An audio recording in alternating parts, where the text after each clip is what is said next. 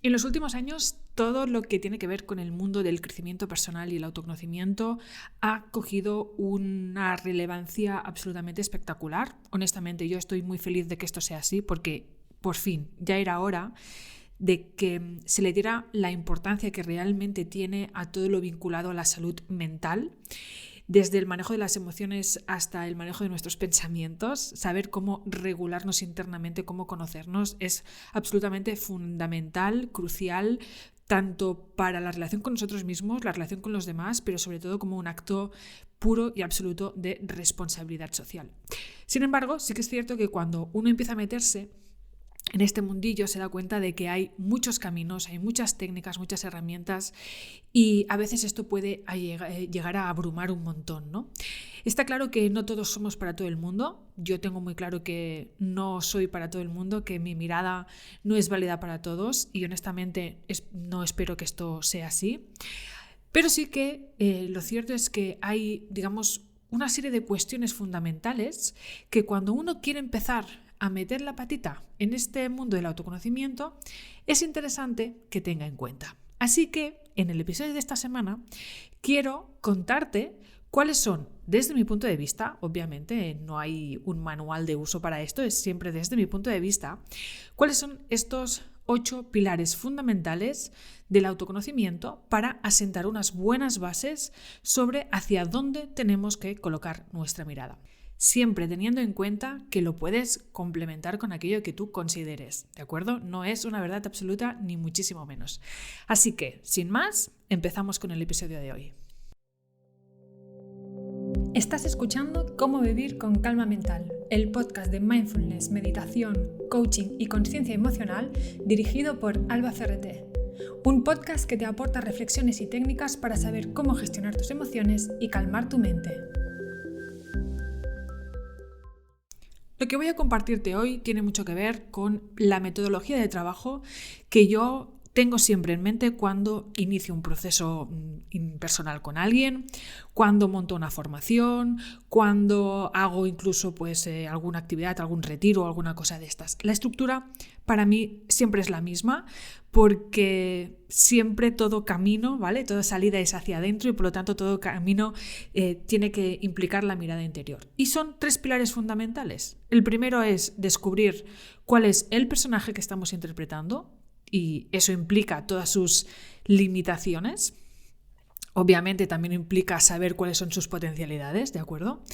Luego está el cultivo de la calma, es decir, atender directamente a la centralita que tanto tiene la capacidad de ejecutar nuestro personaje como de conectarnos con nuestra parte esencial, que es ni más ni menos que nuestra mente, nuestro cerebro, cómo podemos entrenar a esta mente para ponerla a nuestro favor. Y en tercer lugar es la conexión con la esencia, es decir, lo que hay más allá de este personaje que estamos interpretando, ¿vale? Entonces, fíjate que lo que estamos haciendo es como ir de lo superficial a lo profundo en 3 fases. Sin embargo, evidentemente, esto es una manera como muy facilona de contarlo, porque si lo miramos más de cerca, más en lupa, hay una serie de cuestiones fundamentales que tenemos que tratar para poder llegar a este yo profundo, por así decirlo. Entonces, para poder trabajar en estos 8 pilares que te quiero compartir en este episodio, hay, digamos, como 2 grandes bloques. El primero tiene que ver con el ego, este personaje que estamos interpretando y que no podemos deshacernos de él. Ya sabes que desde mi punto de vista necesitamos un ego para poder transitar por la vida. Siempre me gusta recordar esa frase de Annie Marquier que dice que el ego es para el alma lo que el violín es para el músico, un vehículo de manifestación. Por lo tanto, la cuestión no es tanto dejar de tener este vehículo, sino de saber cómo afinar bien el vehículo, ¿no? Entonces, tenemos por un lado el pilar del ego basado en el miedo y tenemos por otro lado el ego basado en el amor, que tiene que ver directamente con la conexión con el ser. Tal y como yo lo veo, cuando una persona inicia un camino de crecimiento personal, lo que busca son los beneficios de un ego basado en el amor, que tiene mucho que ver con emociones elevadas como la gratitud, como la bondad, como la alegría, ¿vale? Emociones como más elevadas, ¿no? Y a lo mejor no tan densas como puede ser el miedo, la rabia, la tristeza y todas estas cosas. Sin embargo, esto puede generar, por un lado, la distorsión de creer que cuando uno llega a conectar con este yo profundo, todas las emociones desagradables desaparecen y entonces utiliza la espiritualidad como un lugar al que llegar, como, digamos, con una expectativa alrededor muy, muy bestia, que el ego espiritual utiliza para hacernos sentir mal si no estamos ahí, ¿no? Entonces, a veces sucede que a pesar de que uno se conozca mucho, a pesar de que haya trabajado en sus sombras, a pesar de haber estado tiempo en terapia, de haber mirado muy dentro y demás, cuando aparecen emociones desagradables, si también tenemos este ego espiritual, ¿no?, que hemos generado con la expectativa de alcanzar una especie de estado de iluminación, entonces aparece de nuevo la culpa, que no es otra cosa que la manifestación de un ego basado en el miedo recubierto de una capa de espiritualidad. Por otro lado, también puede suceder que si no ponemos la mirada en el ego basado en el miedo, en ese personaje limitante que estamos interpretando, y nos enfocamos solos en el ego basado en el amor, entonces estamos tapando, evitando aquello que tiene que ver directamente con nuestras sombras y que limita la expresión de quienes somos en el mundo. Por lo tanto, nos estamos haciendo un flaco favor. Así que yo lo que te propongo es que, a pesar de que sí, es muy atractivo sentarse a meditar, 8 horas cada día para liberar la mente, para conectar con el espíritu, que es muy atractivo, ¿no?, el hecho de, adentrarse en el mundo espiritual para conectar con energías más elevadas y todas estas cosas. Lo cierto es que, desde mi punto de vista y tras años de experiencia y haber acompañado a muchas personas, es muy complejo realmente abrazar la dimensión espiritual si antes no hemos pasado por el miedo y la separatividad. Es decir, vamos de la sombra a la luz. No podemos ir directamente a la luz sin pasar por la sombra, ¿vale? Y esto es súper importante. Entonces, dicho esto, empezamos con estos 8 pilares del autoconocimiento que te van a ir muy bien para comprenderte, para saber cómo manejar según qué situaciones, para saber qué quieres y qué no quieres en tu vida. Para conectar con la espiritualidad, claro que sí. Para conectar con las otras personas, para conectar con tu entorno. Ya no me refiero solo a nivel sociedad, que también, sino con la naturaleza, con lo sutil de la vida. El primer pilar fundamental para el autoconocimiento tiene que ver directamente con el piloto automático, los pensamientos y las creencias limitantes. Es decir, esa información cognitiva que se almacena en tu mente y que tinta la realidad de una forma y no de otra. Y esto es súper importante porque el momento en el que se formatea nuestra mente hacia un sesgo o hacia otro son los primeros años de nuestra infancia. Y esto hace que nuestro cerebro lo absorba como verdades absolutas y simplemente vayamos ejecutando sin darnos cuenta, en forma de creencias limitantes que emiten una serie de pensamientos X.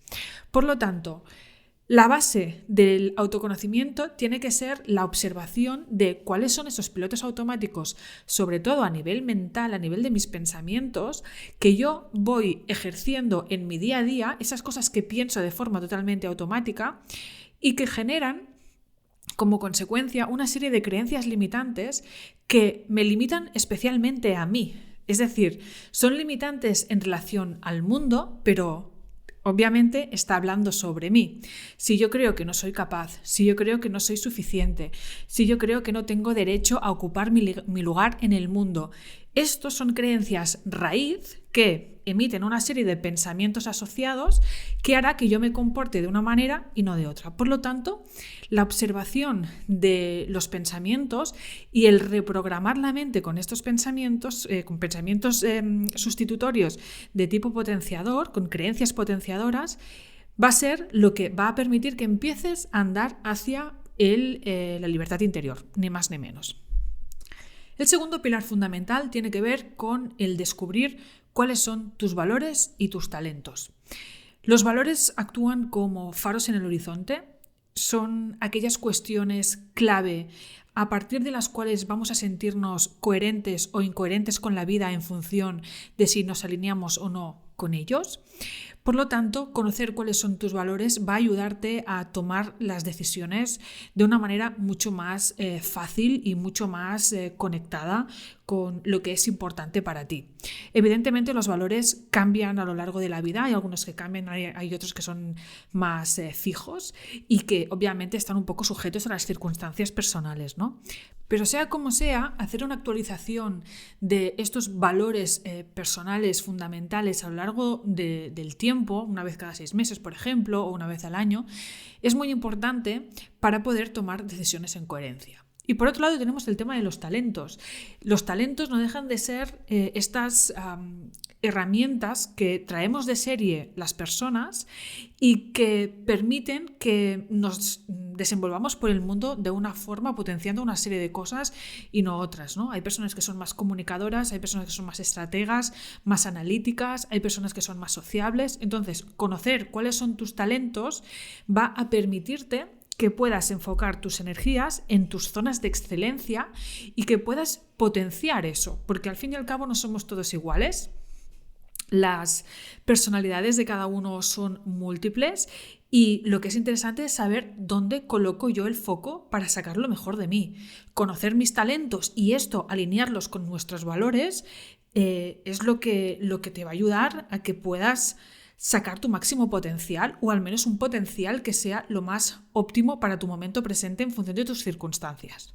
El tercer pilar tiene que ver con la exploración del comportamiento y el guión de vida, donde incluimos aquí la influencia del clan familiar y todo lo que son los comportamientos heredados. Es decir, aquellas conductas que en los primeros años de nuestra infancia recogimos también de una forma un tanto automática para poder cumplir nuestras 3 necesidades básicas, que era ser vistos, ser reconocidos y ser amados. Por lo tanto, cuando ponemos el foco en este guión de vida y en esta exploración del comportamiento, lo que estamos haciendo directamente es poner luz y conciencia en ese niño, esa niña que fuimos en ese momento, que se comportó de una forma concreta para poder sobrevivir en ese entorno, ¿vale? Para poder recibir el amor, el reconocimiento, ¿no? Y el sostén que necesitábamos en ese momento, pero también obviamente para poder asumir nuestro papel como personas adultas. Y es exactamente lo mismo que sucede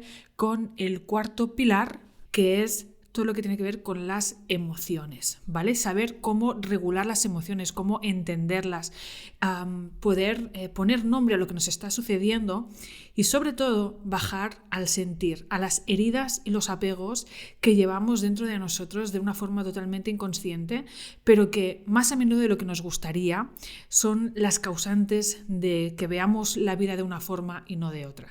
Y esto, de nuevo, también tiene que ver con este niño, esta niña interior, que en sus primeros años registró una serie de heridas, ¿vale? Cuando hablo de heridas me refiero a momentos emocionales intensos que se graban en nuestro cerebro límbico como potenciales peligros para nuestra supervivencia emocional, ¿de acuerdo? Esto sería una herida. Y a partir de ahí, pues evidentemente, siempre con la premisa de fondo de ser vistos, ser amados, ser reconocidos, que es lo que nos permitía esta supervivencia emocional, se ejecutaban una serie de comportamientos y patrones. Por lo tanto, estamos hablando de que aprender a entender nuestras emociones, a regular nuestras emociones y sobre todo a tal vez incluso cambiarlas, ¿no? Cuando son fruto de una distorsión, nos va a ayudar de nuevo muchísimo a nuestra libertad interior. En cuarto lugar, el cuarto pilar de este autoconocimiento tiene que ver directamente con la conciencia corporal. El estar conectados con el lenguaje del cuerpo, que no tiene nada que ver con el lenguaje de la mente y que a pesar de ello se ve tremendamente influido por ella, ¿no? Entonces, en este punto, desde mi perspectiva, el trabajo con la respiración consciente es, digamos, la herramienta clave que puede ayudarnos, ¿no? A esta conciencia corporal. Obviamente aquí entran múltiples disciplinas. Estamos hablando, por ejemplo, de yoga, donde la respiración es fundamental. Hablamos de, por ejemplo, todo lo que tiene que ver con rebirthing, que la respiración también es fundamental. La meditación, ¿no? La respiración es uno de los pilares fundamentales para poder conectar la mente con el cuerpo. Es decir, Cuando hablamos de conciencia corporal, de lo que estamos hablando es de conexión con el momento presente. Y el momento presente es algo a lo que podemos anclarnos gracias a la respiración, porque la respiración lo que hace es este puente que une la mente con el cuerpo, ¿no? Como ya te he contado muchas veces, si te fijas, el cuerpo siempre vive en el momento presente, no puede viajar ni al pasado ni al futuro, y la forma de volver a él, de atenderlo, es pues ni más ni menos que a través de la respiración. Por lo tanto, aprender a respirar, aprender a volver al aquí y a la ahora, nos va a permitir, evidentemente, tener una mayor conciencia corporal. Siguiendo todavía en este ego basado en el miedo, el sexto pilar fundamental del autoconocimiento está directamente relacionado con la comunicación consciente. Y cuando hablo de comunicación consciente me refiero tanto al poder de la palabra como al poder de la escucha. Y ya no solo en cómo hablamos a los demás, sino especialmente en cómo nos hablamos nosotros a nosotros mismos y sobre todo no tanto en lo que escuchamos de los demás, que también, es decir, la receptividad que tenemos, la disponibilidad que tenemos ante las otras personas, sino lo mucho o lo poco que nos escuchamos a nosotros mismos. Por lo tanto, todo lo que tiene que ver con el ámbito relacional del yo conmigo mismo y yo con el otro es fundamental para entender la forma en la que vemos el mundo, la forma en la que vemos a las personas y especialmente, que de ahí de hecho surge todo, la forma en la que nos vemos a nosotros mismos. De ahí, por ejemplo, que surjan disciplinas como la comunicación no violenta, como la PNL, por ejemplo, que incide directamente en el poder de la palabra. Al final, el verbo es el que tiene la capacidad de crear la realidad. Así como pienso, así como siento, así como hago. Si mi pensamiento está condicionado por una forma de hablarme totalmente limitada por mis creencias limitantes, entonces aquello que yo voy a ejecutar en el mundo también va a ser limitado. Así que imagínate el poder que tiene la comunicación. Y bueno, podríamos quedarnos aquí en estos 6 pilares, ¿no? de este ego basado en el miedo y estaría fantástico, fenomenal, y de hecho hay muchísima gente que se queda ahí, pero desde mi perspectiva de trabajo, que tiene la dimensión transpersonal asociada, pues el trabajo también con la conexión con este ego basado en el amor es absolutamente fundamental, porque precisamente nos lleva a una dimensión más allá de lo que normalmente estamos acostumbrados y es lo que permite que conectemos con ese yo esencial. Así que para poder adentrarnos en este ego basado en el amor, en este trabajo de conexión con el ser, hay algo que es fundamental, que es la atención plena y el trabajo con la contemplación. Es decir, introducir todo lo que es mindfulness y meditación como una vía de conexión espiritual. Y de hecho este es exactamente el 7º pilar, ¿no? del autoconocimiento, porque hace que nos conozcamos desde una profundidad, desde un lugar de desidentificación del propio personaje.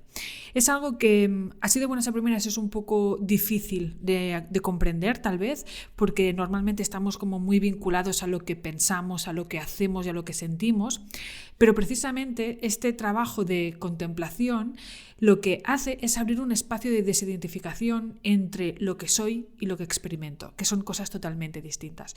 Así que para poder hacer ese trabajo de desidentificación, primero necesito darme cuenta de lo que no soy a través de todo este trabajo con lo que me limita, que es lo que hemos visto en este ego basado en el miedo, para empezar a reconocer aquello que en el fondo profundo de mí, esencialmente hablando, sí que soy, que tiene que ver con este ser esencial. Y precisamente en esta línea, el 8º pilar fundamental del autoconocimiento es el que, desde mi punto de vista, honestamente, es el más complejo porque implica mucha observación interna, ¿no? Mucho trabajo interior potente de observación, de sanación y demás, que tiene que ver directamente con el perdón transpersonal y la autocompasión. Y cuando hablo de autocompasión no me refiero para nada a la pena, sino a lo que me refiero es a un proceso de empatía y de amor hacia mi propio proceso, donde la culpa no tiene lugar, porque en todo momento nos asumimos, nos reconocemos como seres totalmente inocentes que hacemos en cada momento lo mejor que sabemos, lo mejor que podemos, y por lo tanto todo forma parte del plan, todo forma parte del camino, ¿no? Entonces fíjate que se trata de un perdón que no tiene que ver con la moralidad, sino que tiene que ver con la inocencia de ser, de vivir, de experimentar y de darnos la oportunidad de equivocarnos, entendiendo que la equivocación no es equivocación como tal, sino que es un eslabón más en este camino de autoconocimiento.